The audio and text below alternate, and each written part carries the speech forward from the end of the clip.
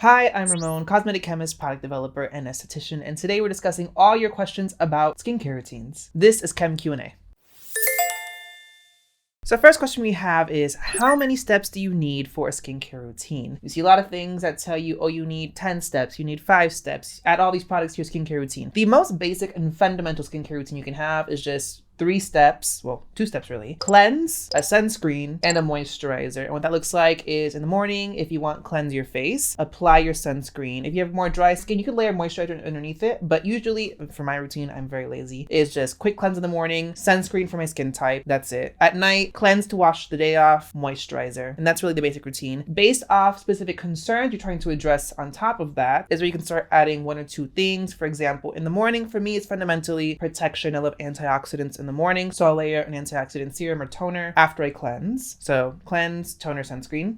At night, especially like anti-aging is a concern of yours, blemishes, pigmentation related issues, you could layer a serum after you cleanse before your moisturizer. That being said, now you can buy all-in-one products. So I love a sunscreen in the morning that has antioxidants in it for just that 1 step. And at night, you can find moisturizers with actives. So you're just doing that 1 step after you cleanse as well. So you can keep it simple. Depends on what you love. Next question is, do I have to double cleanse? So first of all, what is double cleansing? Double cleansing is going in with 2 rounds of cleansers. There's a first and a second cleanse. A first cleanser is generally an oil-based cleanser. Second cleanser is more traditional cleansers, the gel cleansers or milk cleansers, depending on what your skin type is. And that first oil-based cleanser is going to break down oil-based impurities on the surface. Sunscreen, makeup, sebum. It rinses away with water so that way when you go in with the second cleanse, you're really cleansing your skin and getting a very thorough cleanse. You're washing the full day off. Do you have to double cleanse? The tea is not really. It's really depending on what your day looks like, what your skin concerns are. If you're doing a very simple day routine where you're doing a layer of sunscreen, very light makeup, you can go in with 1 very thorough round of 1 cleanse, your second cleanse, and you can probably break down all of that. Or if you're a full beat person, I'm talking like layers of makeup, or you reapply sunscreen consistently and it's a very heavy duty sunscreen, I really do recommend a double round of cleansing just to really facilitate breaking all of that down and getting a good clean canvas for the rest of your skincare routine. Now, the other question is, do you need to use 2 types of cleansers? And the answer is actually no. You can use 1 regular cleanser, your foaming cleanser, your milk cleanser, to go in for both rounds of cleansing, and that's going to be perfectly fine to, again, break down both of those layers, give you a nice thorough cleanse. Next question is, okay, how do I build a routine? How do I layer my products? This is one of those popular questions that's been around for forever, especially with the advent around all these marketing push around these different skincare products, different steps in your skincare routine. Fundamentally, as I mentioned, you have a cleanser, a moisturizer, and then you have a sunscreen. The basic 3 products you need. That being said, you don't need to use all these in one routine. In the morning, cleanser and sunscreen is perfectly fine. And at night, you don't need sunscreen. So cleanser and moisturizer is perfectly fine. If you have more dry skin, you can layer all these 3 in the morning. No matter what, sunscreen needs to be the last step of your morning skincare routine, just because sunscreen, a big component of its function is forming a film. Therefore, it needs to be the last step of your routine to be able to form that film over everything. When you start adding in other products, you really want to go by the texture and the weight of the product. Usually the rule is the most lightweight, most watery goes first. So after you cleanse, you can go in if you have a toner and it's very watery, that goes right after cleansing. And then if you have a serums tend to have a little bit more consistency. Maybe they're a little bit more gel-like, maybe a little bit more like a lightweight moisturizer. That would go in right after your toner, before your moisturizer, especially at night. Moisturizer would seal all of that in. So lightest weight to more richest texture. The next question I get is moisturizer. Does it make your skin lazy? And as well as oily skin doesn't need moisturizer. What moisturizers do fundamentally is they reduce the amount of water that we lose through the skin. We call that transepidermal water loss, or TOOL for short. And so what a moisturizer is going to do is reduce that water loss. Great for all skin types. And the fundamental thing you need to know is you have to get a moisturizer that's suitable for your skin type. It's a complicated subject, but generally if you have more oily skin, you want very lightweight gel textures. If you have more dry skin, looking for richer creams, maybe more butters, more balms, and those are going to really help to make the moisturizer more suitable for your skin type because they're more appropriate for what your skin needs. In terms of making your skin lazy, that's not the case. That's not true. Moisturizer is not going to make your oily skin even more oily. There's literally no data to support that. If anything, especially with a lot of the ingredients that we see in moisturizers, and again, with reducing that TOOL, the data shows that you might find that your oily skin looks and feels less oily. Next question is, do eye creams work? And this is a very hot topic right now. Spoiler alert, for me, there is a time and a place for an eye cream, but does everyone need one? No. The main perspective against eye creams is that they're basically glorified moisturizers, which to a point is true. If your moisturizer in your skincare routine is very, very simple and to the point, you can use that all over your face, especially your under eye area, because the primary focus of that simple moisturizer is just moisturizing, hydrating, reducing water loss. If your moisturizer has certain actives in it, let's say you have a moisturizer geared towards exfoliating,